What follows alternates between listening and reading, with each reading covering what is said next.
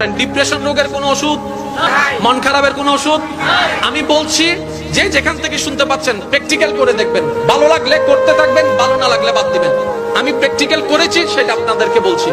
যখন আপনি দেখবেন আপনার মনে বেশি পাথর জমে আছে, আপনার দুঃখ কষ্ট বুঝার মতো কেউ নাই, আপনার চোখের পানির মূল্যায়ন দেওয়ার মতো কেউ নাই, আপনার দুঃখ কেউ বুঝছে না, আপনার কষ্ট কেউ বুঝতেছে না, আপনার আশে নেই, পাশে নাই, নাই নাই কেউ নাই, আপনি যখন খুব একা মনে হবে, আপনার দুনিয়ার কষ্ট যখন আপনাকে চেপে ধরবে, আপনি কিচ্ছু করবেন না, শুধু একটা কাজ করবেন, যাই নামাজটা পিছিয়ে ডাইরেক্ট সিজদায় চলে যান, ডাইরেক্ট সিজদায় চলে যান, কপালটাকে ঝুঁকাই দেন, নাকটাকে ঝুঁকাই দেন, হাতটাকে ঝুঁকাই দেন, নিজের অস্তিত্ব বিলীন করে দেন, চোখটা বন্ধ করে সিজদার মধ্যে চলে যান।